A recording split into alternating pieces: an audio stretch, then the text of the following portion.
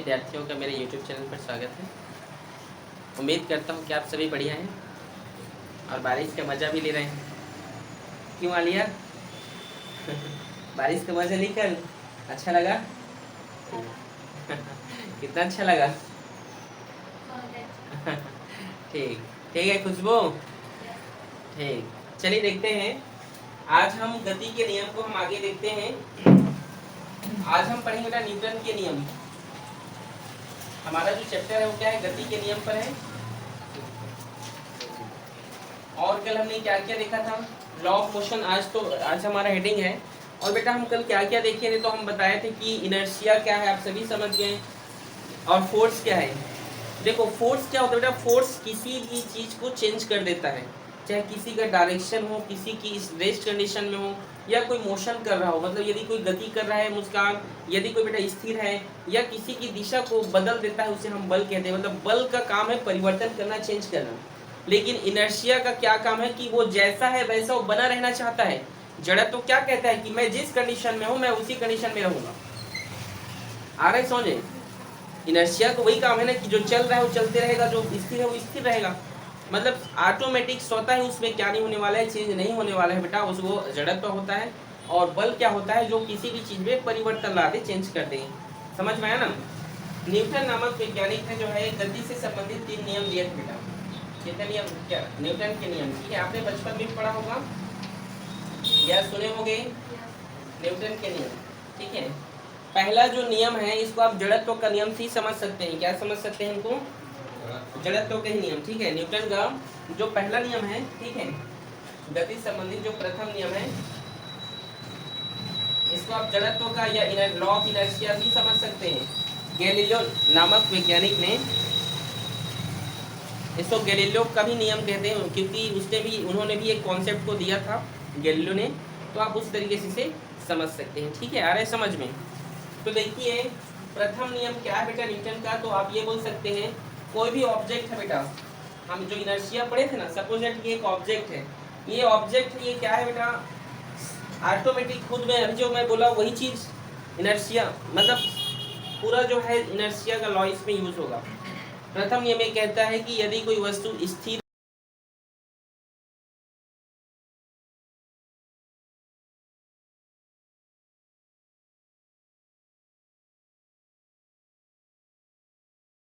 वस्तु क्या है, स्थिर है, तो वह स्थिर ही रहेगी। यदि कोई वस्तु गतिशील है तो वह गतिशील ही रहेगा। ये है बेटा न्यूटन का पहला नियम। अर्थात यदि कोई वस्तु घूम रही है या मतलब चल ही रही तो चलते ही रहेगी। मतलब समझ रहे मैं क्या कहना चाहते हैं, जो गतिशील बना है, जो वस्तु गतिशील बनी हुई है वह गतिशील ही रहेगी। मोशन करे तो मोशन ही करते रहेगा, और जो ऑब्जेक्ट रेस्ट कंडीशन में हो रेस्ट कंडीशन में ही करते रहेगा। ठीक है, वह बेटा न्यूटन का पहला नियम। समझ में आ गया आप लोग को, आया कि नहीं। ठीक है, न्यूटन के दूसरे नियम को समझने से पहले, ठीक है, न्यूटन के दूसरे नियम को समझने से पहले आपको जो है एक टॉपिक समझना पड़ेगा जिसे मोमेंटम कहा जाता है, जिसे संवेग कहा जाता है। आप सभी नाम तो सुने होंगे मोमेंटम का, कितने लोग ने जानते हैं मोमेंटम का नाम, बताइए, हाथ खड़े करें। संवेग, या इसे इंग्लिश में मोमेंटम कहा जाता है। क्या कहा जाता है, मोमेंटम। संवेग क्या है, तो चलिए हम बात करते हैं संवेग है क्या। बताइए क्या है, द्रव्यमान और वेग के गुणनफल को संवेग कहते हैं। आप बोलिए, मास इनटू वेलोसिटी को क्या कहा जाता है, मोमेंटम कहा जाता है। ठीक है, देखिए बेटा मोमेंटम, संवेग का अर्थ आपको सबसे पहले समझना होगा। तो मैं सबसे पहले हिंदी में बताऊं कि संवेग का अर्थ होता क्या है। आप लोग अधिकतर बच्चे टीचर इसको पढ़ाने के लिए समझ नहीं पाते कि एक्चुअल में है क्या। समझे आप लोगों ने, एक है क्या एक्चुअल में, हाँ बोलिए क्या है, द्रव्यमान और वेग के गुणनफल को संवेग कहते हैं। हाँ, और बताइए परिभाषा को समझ में आया तो ये किस चीज में यूज होता है ये बताइए ना बेटा। चलो देखो, स का मतलब होता है बेटा सहती, क्या होता है, और ये है बेटा वेग आपका। ठीक है, सहती मतलब होता है बेटा जी जिसे आप लोग और कहते हैं द्रव्यमान। क्या कहते हैं, द्रव्यमान, या इंग्लिश में इसे कहा जाता है मास। क्या कहा जाता है, मास इनटू वेलोसिटी। ठीक है, संवेग को बेटा जी हम पी से रिप्रेजेंट करते हैं। किससे रिप्रेजेंट करते हैं, पी से। P इक्वल्स टू, और द्रव्यमान को हम किससे करते हैं, m से, और वेलोसिटी को v से, ठीक है। और संवेग जो होता है वो क्या है बताइए, वेक्टर है, तो इसीलिए जो हम इसके ऊपर में क्या लगाए हैं, वेक्टर का साइन लगाए हैं। और वेग भी क्या है, इस प्रकार की राशि है, ठीक है, तो इसके ऊपर में हम वेक्टर का साइन लगाए हैं, ठीक है। समझ में आ रहा है, ज़्यादा कोई दिक्कत? अगर हम आगे बात करें तो मास का, अगर हम यूनिट की बात करें तो मास का क्या होता है बताइए, यूनिट क्या होते हैं मास का? बोलो। एम द्रव्यमान का केजी क्या होता है, केजी। और वेग का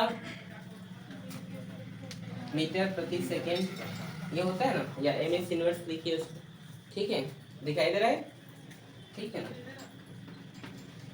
तो ये इसकी मात्रक है, समझिए जो नीचे में लिखा हूं ना ये, ठीक है। तो संवेग है क्या, तो द्रव्यमान और वेग के गुणनफल को हम संवेग कहते हैं, ठीक है। द्रव्यमान को हम m से रिप्रेजेंट करते हैं और वेग को हम v से। समझ में आ गया? कुछ पूछना है? देख नहीं रहा है,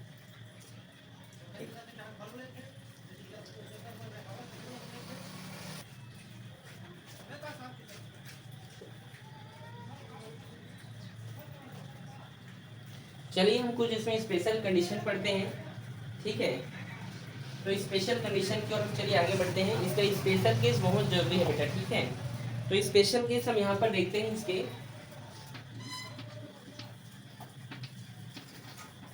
स्पेशल केस क्या है इसका, तो चलिए हम देखते हैं। पहला हम देखते हैं कि मान लीजिए दो ऑब्जेक्ट हैं। कितने ऑब्जेक्ट हैं? आप सभी को सबसे पहले मोमेंटम क्या होता है ये तो समझ में आ गया होगा, आ गया है मोमेंटम क्या होता है। यदि दो ऑब्जेक्ट हैं उनकी वेलोसिटी क्या है, समान है। दो पिन हैं, कितने पिन हैं?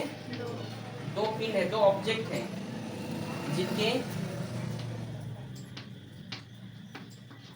वेग क्या है बेटा जी, समान है। वेलोसिटी क्या है, समान है।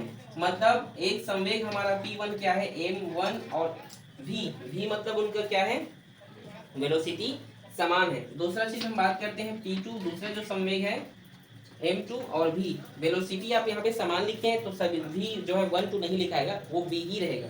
समझ में आ गया, आया कि नहीं यहाँ तक?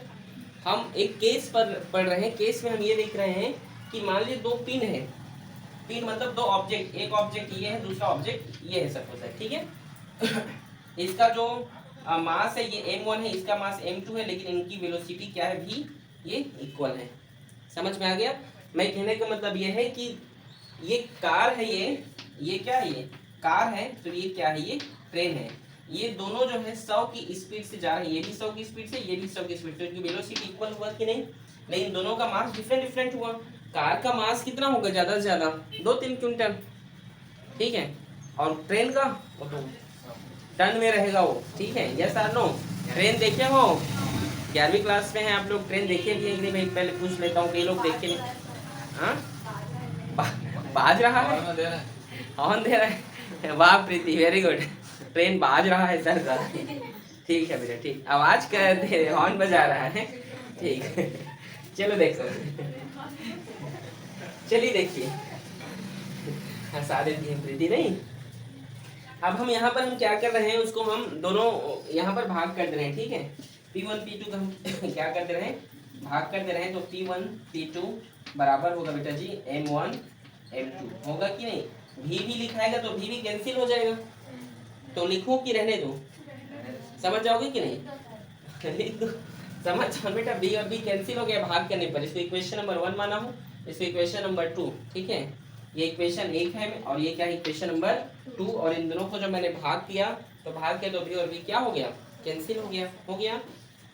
तो यहाँ पर क्या रिलेशन निकल कर आया, p प्रोपोर्शनल, देखो p1 प्रोपोर्शनल टू m, और देखो p2 का वैल्यू m2, मतलब दोनों एक दूसरे के क्या है, वही वैल्यू आ रहा है निकल के, जिनका वो मान था। ऊपर अंश में भी उसी का मान आया है और हर में भी उसी का ही मास आया है। p जो संवेग है उसी का मास m1 यहाँ पर आया, और जो संवेग p2 है उसका मास m2 यहाँ पर निकलता है। इसका कहने का मतलब है कि ये दोनों एक दूसरे के क्या है, अनुक्रमानुपाती या समानुपाती हैं। इसका मतलब क्या है, इसका मतलब यह है कि यदि किसी का मास, ध्यान सुनिएगा, यदि किसी का मास अधिक है, यदि किसी का द्रव्यमान अधिक है, क्या अधिक है, यदि किसी का द्रव्यमान अधिक है बेटा, तो उसका संवेग भी अधिक होगा। क्या होगा, उसका संवेग भी अधिक होगा। और यदि किसी का यदि किसी और यदि किसी का मास कम है तो उसका संवेग भी क्या होगा, कम होता है। समझ आया आपको आलिया? यदि किसी का मास ज्यादा है तो उसका मोमेंटम भी ज्यादा होगा। ये रिलेशन क्या बताता है? रिलेशन यही बताता है, यदि किसी का मास अधिक है, ज्यादा है, तो उसका मोमेंटम भी क्या होता है, हाई होता है। सब पढ़े हैं आप लोग, स्कूल में पढ़े ना? तो सर इसका मतलब क्या हुआ? इसका मतलब ये हुआ, आपने देखा है कि यदि एक कार और यदि एक ट्रेन, दोनों 100 की स्पीड, ट्रेन और कार तो चढ़ लिए होंगे, तो यदि आपके सामने में आप कार चला रहे हैं, सपोज आपके सामने में कोई भी आ गया, कोई बच्चा आ गया खेलते कूदते, या कोई भी गाड़ी आ गया, तो आप अचानक से ब्रेक मार के उसे रोक सकते हैं। रोक सकते हो कि नहीं? नहीं रुकता है, कार तुरंत रुक जाता है ब्रेक अप्लाई करने से।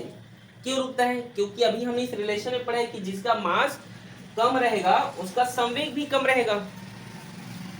जिसका जिसका द्रव्यमान कम है उसका संवेग भी कम होगा, और जिसका मास अधिक है उसका संवेग भी क्या होगा, अधिक। तो अगर कार और ट्रेन की हम तुलना करें तो कार का जो मास है वो क्या है, कम है, तो उसका मोमेंटम भी कम होगा। तो इसीलिए आप देखे हैं कि कार वाला जल्दी से ब्रेक अप्लाई करके रोक लेता है, लेकिन ट्रेन, आप सामने में कोई भी खड़ा हो जाओ, इसलिए देखो कई लोग खड़े हो जाते हैं ऐसे करके, कार वाला ट्रेन आता है और जा भाई अब समय आ गया करके ले जाते हैं उसको। देखे हो कि नहीं? नहीं देखे हो? देखने जाते हो? अच्छा, देखने जाती है? अरे ठीक ठीक, चलो ठीक बेटा, शांत बैठिए आप, ठीक है? डर नहीं लगता आपको? ब्रेव गर्ल, बचपन से देखते आ रही है। क्या बात है, वेरी गुड खुशबू, जाओ देखो। लेकिन ये सब नहीं देखते हैं, ठीक है? तो आप देखें कि अगर मान लो अगर रोक दिया जाए तो क्या होगा। सर मान लो कोई ट्रेन की पटरी पर खड़ा है और उसको लोको पायलट देख के रोक देगा, तो अचानक से नहीं रोक सकता। अगर अचानक से रोकेगा तो पीछे में जितनी भी बोगी रहती है, बोगी कोच जो जानते हो ना, वो सभी कोच एक के ऊपर एक ऐसे चढ़ जाएगा। समझ में आ रहा है? इसीलिए लोग तुरंत ब्रेक नहीं मारते हैं। अगर स्टेशन पे रोकना है ना, आपके इस रायगढ़ स्टेशन में अगर रोकना है उन लोगों को, तो लोग बहुत दूर से जो है क्या मारेंगे, ब्रेक अप्लाई करेंगे। आ रहे समझो बेटा, आया कि नहीं? ठीक है, तो इसीलिए अब पता चला कि ट्रेन वाला जो है कोई भी खड़ा हो जाता है सामने में तो क्यों नहीं रोकता है, पता चल गया। ठीक है, डाउट क्लियर ना? अलाउ की बात नहीं, लोग रोक ही नहीं सकते हैं।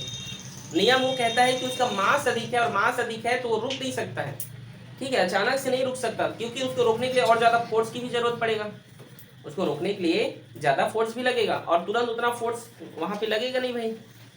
लग जाएगा मान लो तो सभी की सभी कोच क्या होंगे, उसके एक के ऊपर ऐसे आके चढ़ जाएंगे। इसीलिए हम देखते हैं कि कभी भी ट्रेन जो है रुकता नहीं है तुरंत, और कार या मोटरसाइकिल जो छोटे छोटे भार वाले लोग तुरंत रुक जाते हैं। साइकिल को देखना, तुरंत स्पीड में बच्चे लोग तो खेलते रहते हैं साइकिल पकड़ के ऐसे ऐसे, देखिए ना आप लोग? ठीक, ये भी हो? अरे वाह, वेरी गुड, समझ में आया यहाँ तक आप लोग को? ठीक, हम इसमें एक और स्पेशल केस पढ़ते हैं बेटा। क्या बोले, क्या बोले जी? दूसरा स्पेशल केस मैं यहाँ पे लिख रहा हूँ, देखिएगा, ठीक है? दूसरा स्पेशल केस ये है कि यदि संवेग समान हो, क्या समान हो बेटा? संवेग समान हो लेकिन भार अलग अलग हो, ठीक है? या देखो इसमें 3 कंडीशन ये भी हो सकता है कि किसी का मास समान है, ठीक है, वो वाला भी रहता है, ऐसी बात नहीं है। आ रहे समझ में? तो हम यहाँ पर देखते हैं यदि किसी का संवेग समान हो तब वो कैसे बनेगा, ठीक है? यदि मान लीजिए किसी का, जैसे यहाँ पर वेग समान था, तो यहाँ पर संवेग क्या है, समान है। मोमेंटम अगर इक्वल हो तब क्या हो? आपको ये समझ आया तनिषा? ठीक है, अगर संवेग समान हो तो P बराबर क्या होगा, m1 v1, ये अलग अलग होगा। इसको इक्वेशन नंबर फर्स्ट मान लीजिए, और दूसरा है m2 v2। कंडीशन है कि अगर मोमेंटम समान हो, क्या समान हो, मोमेंटम, तब क्या होगा, तब क्या होगा हम यहाँ पर देख रहे हैं, अगर दोनों समान है तो ऐसे लिख सकते हैं m1 v1, समीकरण 1 और 2 से, m1 v1 m2 v2। m1 वाले को एक साथ कर लीजिए तो m2 इधर आएगा, गुणा में इधर आएगा भाग में होगा, होगा ना। और यहाँ पर V2 है, ये V1 इधर आएगा तो भाग। तो देखो M1 का जो वेलोसिटी है नीचे आ गया, M2 का वेलोसिटी ऊपर चला गया। ये क्या रिलेशन बताता है अभी बताऊंगा, ठीक है। यहाँ पे लिख दे रहा हूँ, ठीक है। तो M प्रोपोर्शनल टू 1/V ये रिलेशन है, या इसको आप ऐसे भी लिख सकते हैं, कैसे, V प्रोपोर्शनल टू इनवर्स, और ये कैसा प्रोपोर्शनल, ये व्युत्क्रमानुपाती है, ठीक है, इनवर्स प्रोपोर्शनल टू है, ठीक है। ये इसको दो तरीके से इस प्रकार से लिखा जाता है, M प्रोपोर्शनल टू 1/V और V inverse proportional to 1/M, इस दो तरीके से लिखा जा सकता है। ये क्या बता रहा है सर, ये बता रहा है कि यदि किसी का ठीक है द्रव्यमान ज्यादा हो, यदि किसी का क्या ज्यादा हो बेटा, द्रव्यमान ज्यादा हो, मास ज्यादा हो, तो जो जो 1/V के में रहता है, मतलब जो बटे में रहता है, इसका मतलब उसकी वेलोसिटी कम होती है। अर्थात मैं ये कहना चाहता हूँ यदि किसी का मास ज्यादा हो, भार ज्यादा हो, द्रव्यमान ज्यादा हो, तो उसका जो है वेलोसिटी, उसकी स्पीड कम होती है। नहीं समझ आया? आप लोग गेंद देखिए हैं, गेंद एक आप लोग नॉर्मली खेलते हैं, लेदर का जो गेंद खेलते हैं ना, और एक आप लोहे का गेंद देखे हो, कोई लोहे का देखे हैं गेंद? नहीं देखे हो लोहे का गेंद? आप लोहे का गेंद नहीं देखे? कितने लोग देखे हो लोहे का गेंद? हाँ ठीक। आप कोई लोहे का गेंद देखना, उसको जमीन में पटकना, वो उछलेगा नहीं ज्यादा, एक दो बार उछलेगा तो उछलेगा, नहीं तो उछलेगा नहीं, नीचे गिर जाएगा। और एक आप देखना जो है, जो नॉर्मली जो गेंद होते हैं, ठीक है, उसको ऐसे उछालना, कई बार उछलेगा, ऐसे ऐसे करके उछलेगा ना, देखे हो कि नहीं? या दूसरा चीज समझ लो, कोई भी दूसरा एग्जांपल और देख लो आप, जैसे और कोई भी एक लोहे वाला मजबूत चीज देखी हो ना, कोई भी चीज जो भारी वस्तु है वो ज्यादा उसकी वेलोसिटी नहीं होती है। क्या बोलना चाहते हैं प्लीज बोलो ना। बास्केटबॉल से और फुटबॉल, हाँ, इसमें भी आप देख सकते हैं, कंपेयर कर सकते हैं। लोहे का गेंद तो बहुत अच्छे लोग खेलते रहते हैं जी, कई लोग देखे हैं लोहे के गेंद से। वो गोला फेंकने वाला देखे हो, स्कूल में रहता है गोला फेंकने वाला, देखे हो? तो उसी की बात कर रहा हूँ मैं। देखे हो? ऐसे ही दौड़ते दौड़ते आते हैं और ऐसे फेंकते हैं, तो उसको आप उछाल के देखिएगा, नहीं उछलेगा। उछलेगा ज्यादा क्या? क्यों? क्योंकि उसका मास ज्यादा, और जिसका मास ज्यादा होगा उसकी वेलोसिटी कम होती है। ऐसा मैं नहीं बोला, ऐसा कौन बोले? और सही बात है भाई ये तो, ठीक है। कंपेयर कर लो, जितने स्पीड से आप दौड़ो उतने स्पीड से कोई मोटे बच्चे नहीं दौड़ेंगे जिसका वजन ज्यादा हो। क्यों जी, खुशबू नहीं समझे? अरे कोई ज्यादा एकदम हेल्दी है, एकदम मोटा, फुल बहुत मोटा है एकदम, वो ज्यादा स्पीड से नहीं दौड़ेगा जितने स्पीड से एक जो है हेल्दी जो रहते हैं वो लोग दौड़ेंगे, जो एकदम फिट रहते हैं। सही की गलत? समझे? तो यही चीज ये क्या हुआ, प्रीति को देख रहे हैं सब लोग। अरे प्रीति बेचारी नहीं है ज्यादा मोटी, उसी के पीछे क्यों पड़ जाते हो तुम लोग? देखो प्रीति आपके दोस्त हैं ये लोग। आपको बोल रहे हैं। मेरे को बोल रहे हो? मैं मोटा हूँ बेटा? हाँ नहीं ना, ठीक, थैंक यू। तो यहाँ तक किसी कोई दिक्कत समझ में आ गया? आ गया ना? ठीक, नोट करें इसको।